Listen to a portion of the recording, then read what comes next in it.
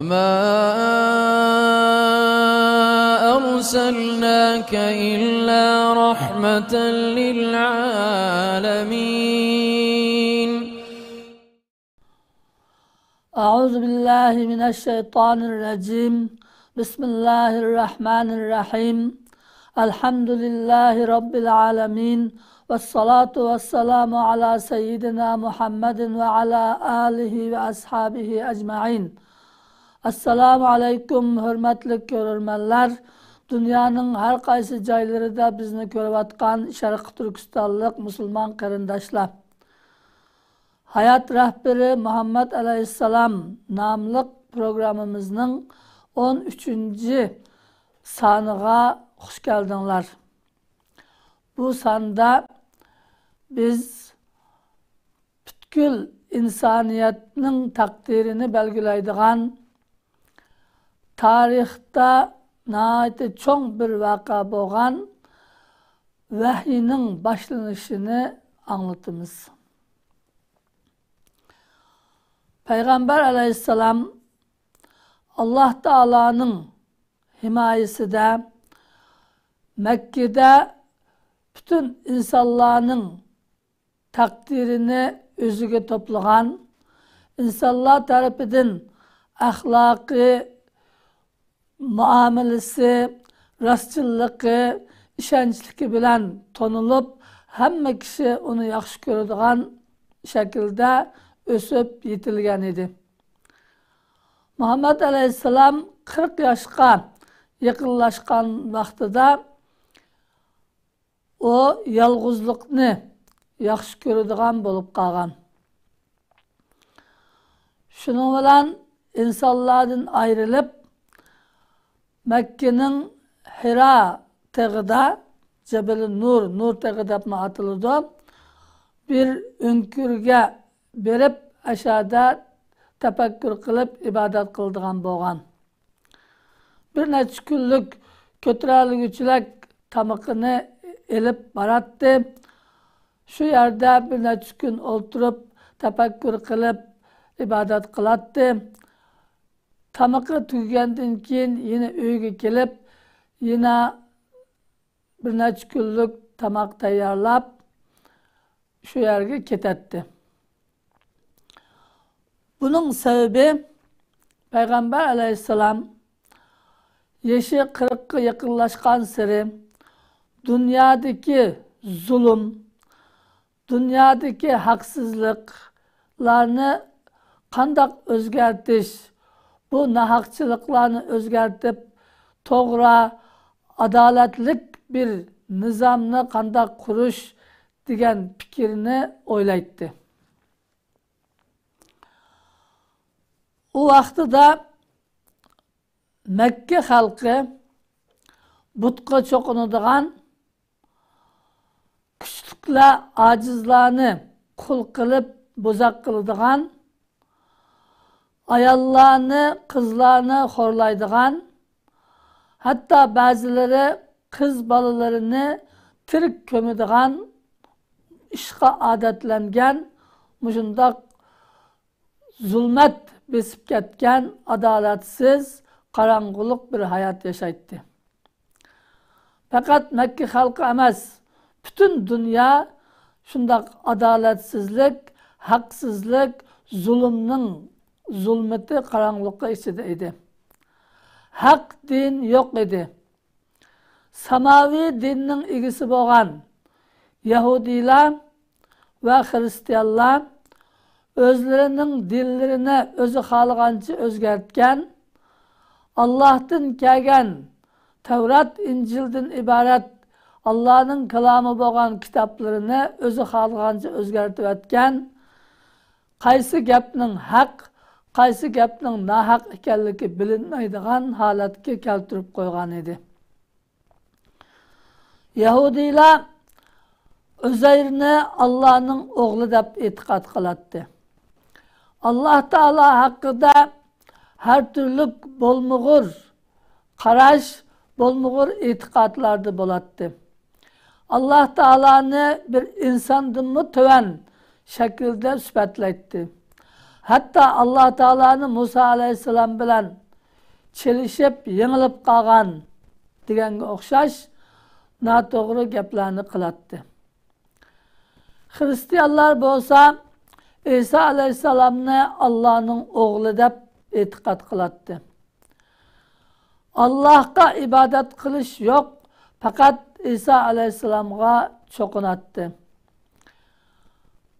Her türlü günah masiyatlarını kılgan, insanların haklarını yavalgan, insanlara zulüm kılgan kişiler bazıda vicdanı çidimay, ben bu günahlardan paklansam bulattı deb poplarının kışığı kelse, onundan malum miktarda pul elip, ularning günahlarını keçirgenlikini e'lon qilib, ularni günahsız deb e'lon qilatdi. Yani insanların günahını ceza vermezden affi qiliyotatdi. Allah'ın affi qiladigan günahını poplari affi qilatdi. Shuningdek, bu Hristiyanlar zalimlar tarafta turatdi. Mazlumlarning ezilishiga qarab turatdi. Mazlumlarni zalimlarga bo'ysundiratdi. Mazlumlarga shundoq aytdi: agar birisi sizlarninki o'ng kachitinglarga ursa, sol kachitinglarni tutib beringlar. Agar sizlarninki chapininglarni tortib olsa, ko'ynakinglarni qo'shib sap beringlar. Hergiz ularga qarshi chiqmanglar deb bu dindar Hristiyanlarni shunga targ'ib qilatdi. Undan boshqa Budist butqu cho'qinadigan dunyoning insonlarimi zulm bilan qaplab ketgan, hech qanday haqiqat yo'q, haq din yo'q, haq fikr yo'q, kishilarga to'g'rini, baxt saodatni yetkazadigan bir yo'l yo'q edi. Mana shundoq qarong'ulik, zulmatlik bir vaqtda Payg'ambar alayhissalom bu zulmatlik hayotdan qanday qutulish, insonlarni qanday qutqizish deganni tafakkur qilib, shu g'arda nur tag'ida yolg'iz tafakkur qilib ibodat qilatdi. Kunlar shundoq o'tdi. Bir kuni Ramazan ayının Dushanbe kunlikda, yani bugün Dushanbe, hazır biz Ramazan'ın 15. günüde turvatımız ve günümüz Dushanbe. Peygamber aleyhisselam'a bu vaka ilk tuncu vahyinin kelgan vaktimi Ramazan ayı Dushanbe günüydü. Ramazan ayının malum bir Dushanbe günlüküde Peygamber aleyhisselam şu nur tağıda g'arda yalğız ibadet kılıp tefekkür kılıp oturganda tuyuksiz onun kışığa heybetlik bir kişi geldi. Onunla oku deb buyurdu. Peygamber aleyhisselam okuş yazışını bilmeydiğen zat idi. Şunun için ben okuşunu bilmeymen dedi. O kişi Peygamber aleyhisselam'ını tutup şunda kattık sıktı ki Peygamber aleyhisselam'ın ki küçük hamlıqodak şunda halatta sıktı. Onun dinkin koyup birip oku deb buyurdu. Peygamber aleyhisselam yana ben okuşunu bilmeymen degandan keyin o kişi yine Peygamber aleyhisselam'ını tutup qattiq sıkıp koyup yine oku dedi. Peygamber aleyhisselam yine okuşunu bilmeymen deb cevap bergandan keyin o kişi 3. kıtım yine Peygamber aleyhisselam'ını tutup qattiq sıkıp koyup İkra bismi rabbikellezi halak, yaratgan Rabbinin ismi bilen okugin. Halakal insana min alak, O insanını uyul kandın yarattı.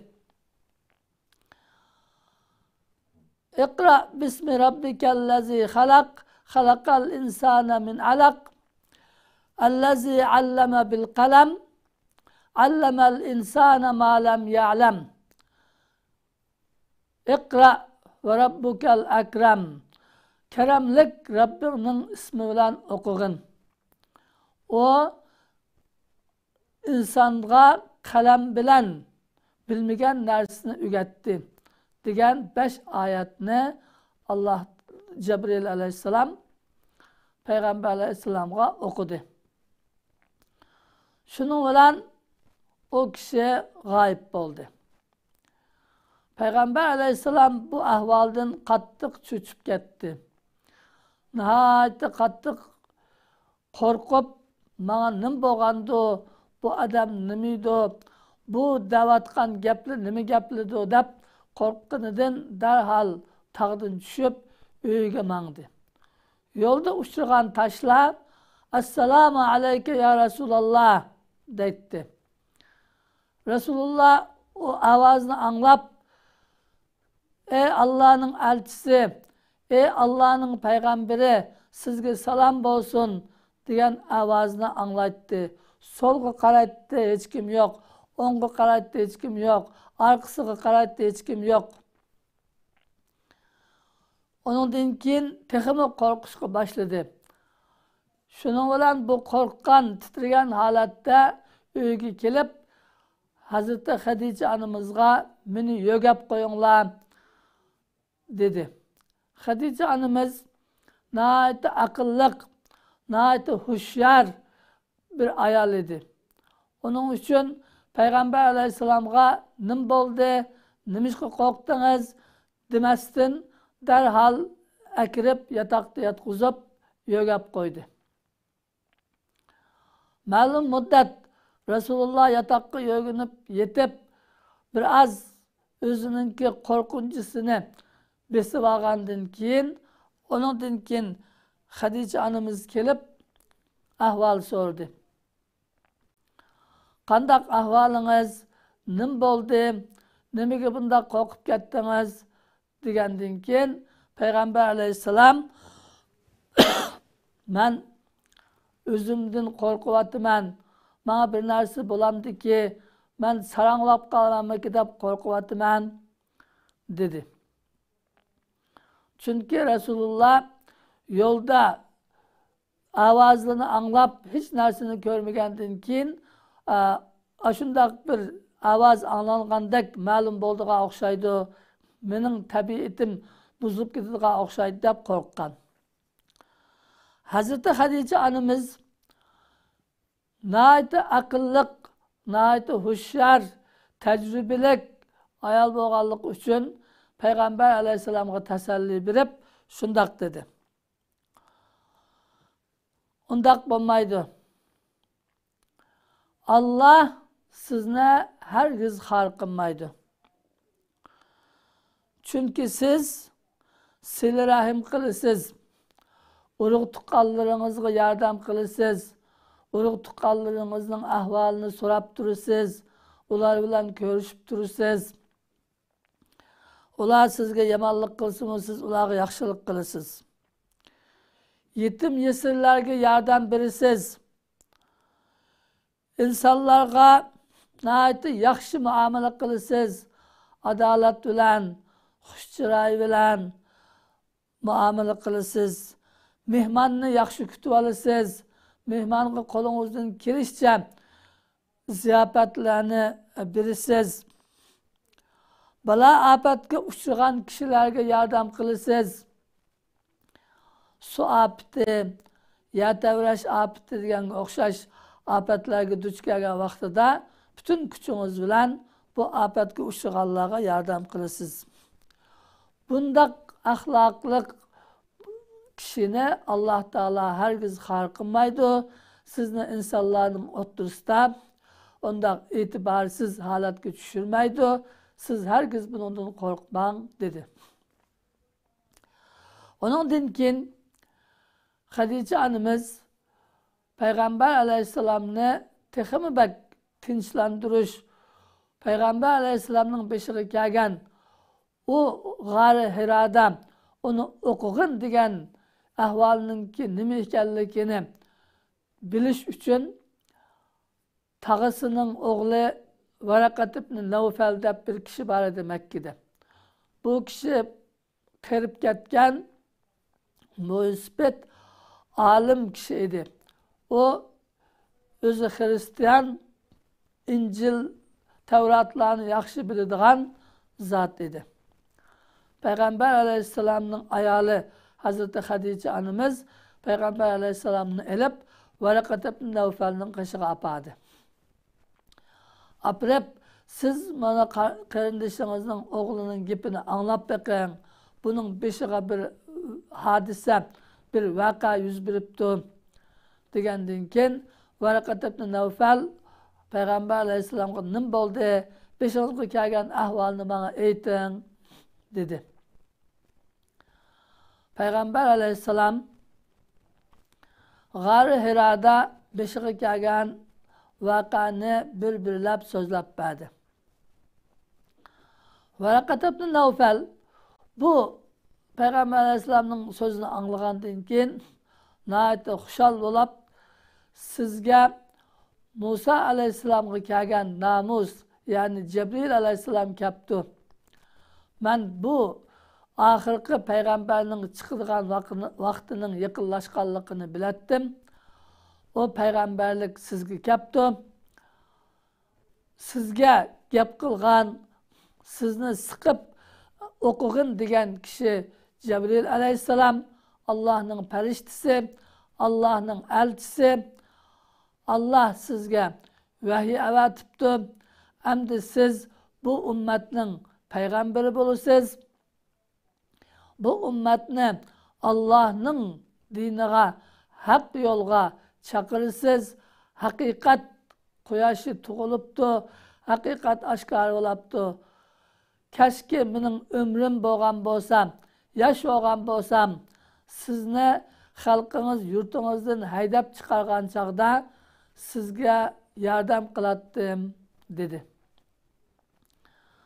Peygamber Aleyhisselam Varaqat ibn Nawfal'ning sizni xalqingiz yurtingizdan haydab chiqarganda yordam qilatdim degan so'ziga hayron qilib, meni xalqim yurtimdan haydab chiqaramdi.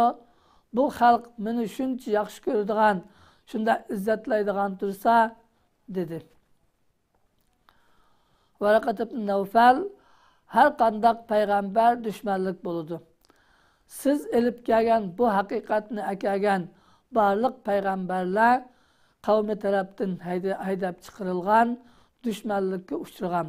Sizmi hozir sizni yaxshi ko'rgan bilan siz bu haqiqatni oshkor qilgan vaqtingizda insonlarni butlarga cho'qinishni tashlab bir Allohga ibodat qilishga chaqirgan vaqtingizda xalqingiz sizga dushman bo'ladi deb ahvolini bayon qildi. Mana bunun bilan insonlarning butkul qiyomatgacha kelgan insoniyatning taqdirini belgilaydigan haqiqat o'ttirg'a chiqdi. Bu haqiqat bo'lsa, bu alamning yaratquchisi, insonlarning yaratquchisi, egisi bo'lgan Alloh taolo bilan yer yuzidagi bu insonning o'tirisidagi aloqa, munosabatninki bog'langanligi. İnsanlar ya bu munosabatni to'g'ri bir şekilde qabul qilib, Allah'ның dinini qabul qilib, Allah'a iman keltirib, onun rahmetiga erishidi, yoki bununla qarshi chiqib, bunu qabul qilmay, dünya ve ahirette baxt saodatdan mahrum bo'lib, Allah'ның g'azabiga uchraydi. Bundan keyin yer yüzündeki insanlar ya Müslüman buludu, ya kafir buludu. Bundan başka yol yok. Mana şu hakikat insanların takdiri. Mana bu en çok bir vaka. bu vaka bugün Düşenbe günlükte Ramazan'da Allah'ın rahmeti bilen oturuğa çıktı. Peygamber aleyhisselam bunun bilen ahir zaman peygamberi oldu. Hem de biz bu kısqagına bayan kılgan vakadın alıdığan dersimizge kelsek, birinci Peygamber aleyhisselamның güzel ahlaklarının ne bilimiz. Çünkü Hazreti Hatice anımız yukarıda Peygamber aleyhisselamның şundak güzel ahlaklarını tilga aptırıp Allah Teala'nın onu resva kılmaydıqallıqını, har kılmaydıqallıqını, insanların oturuşta andak itibarsız halga düşürüp koymaydıqallıqını bayan kıldı. Demek bu dinimizin asli güzel ahlak, Allah buyurgan yaxşı muamele. İkinci, bunun aldığan dersimiz İslam dini ilim üstüge kurulgan din. Allah Teala bu birinci vahyide İkra ve rabbukel ekrem ellezî alleme bil kalem allemel insâne mâ lem ya'lem dedi. Keremlik Rabbinin ismi bilen oku. O Rabbin insanga kalem bilen hat yazışını öğretti. Bu kalem bilen hat yazış ilimnin birinci kuralı. O bulmasa ilim öğrengili bulmaydı. Allemel insâne mâ lem ya'lem. O kalem arkalık insanga bilmegen derslerini öğretti. Yani insan bilmegenlerini ügünüdü, yazıdı, yazış arkalık hem özü yadlaydı, hem başkalarına ilimni yetküzüdü, ügütüdü. İlim ügünüş, ilim ügütüşünün vasıtası kalem. Demek İslam dini ilim üstüge kurulgan bir din. Bu kuruk havai heves ya ki bir hissiyatka tayinadigan din emas. İlim üstüge hakikatke tayinadigan din. Onun için ilimnin Allah'tan kelgenligi. Bu ilimni insanlar özü tepbağını yok. İlimni Allah Teala yarattı, Allah Teala ata kıldı, Allah Teala berdi. Ve insanı ilim ügünalaydıgan, bilmegenini ügünalaydıgan kabiliyette yarattı. Ve insanlığa bilmegenini ügetti. Onun için birinci muallim Allah. Allah Teala allemel insane ma lem ya'lem. İnsanlığa bilmegen narsini ügetti deyip ilimni özünün ügetkenlikini bayan kıladı. Şunun için ilim Allah'ın nuru. Dördüncü bu dersten aldığan ibretimiz peygamberini yalganga çıkırış, peygamberge karşı çıkış her devredeki zoravan güçlerininki adeti. Hakikat zoravan güçlerininki insanlarını izişige, insanlarını kul kılışıga, insanların üstüde zomigerlik kılışıga ruhsat kılmaydı. Şunun için bu zalimler bu hakikatke karşı çıkıyordu. Çünkü hakikatini kabul kılsa zulüm kılmaslık gerek. Her bir hak egisinin hakkını biliş gerek. Özümü başka insanlara okşaş, özünün hakkını eliş gerek. Özünün hakkından ziyade hakkını elvelişki bulmaydı. Kişilerin üstüde hakimiyet kuruluşu bulmaydı. Hakimiyet fakat Allah'ın buludu. Meyli küçlük, meyli aciz, meyli şereflik, meyli addi kim buluşudan kat'i nazar hem insan Allah'ın hakimiyeti aslıdır buludu. Şunun için bu zalim hakimiyet ilgileri zalimlar bu hakikatni qabul qilmay, bununla karşı durdu. Bu bütkül peygamberlerge zalimlar bununla karşı durup kelgen. Zalimlarning adeti hakikatga karşı turuş, hakikatni qabul qilmaslik. Shuning uchun bu hakikat ma'lum muddat zalimlarning kuchi oldida kömülüp qasımı, aciz kep qasımı, ahirista g'alaba qiladiğini yine hakikat boludu. Şunun için hakikatte çın turuş gerek. Allah Teala hemmimizni Peygamber Aleyhisselam'ның hayatıdın yaxşı ülgü elip, Peygamber Aleyhisselam'ның sünnetiga ergişip, yaxşı mümin Müslüman bolup yaşagan nasip kılsın. Allah Teala tutkan rozularımızı kabul kılsın. Bizni aldığımızda keladigan Kadir keçisiga yetkizsin. Ramazanның qalan günlerini özüge layık taat ibadetler bilen ötküzgüle nasip kılsın. Allah Teala bu Ramazan'dan hemmimizni dozaqdan azat kılıngan, cennet ahli deb yazılgan halatta çıqqılı nasip kılsın. Amin. Ve ahiru da'vana enelhamdülillahi rabbil alemin.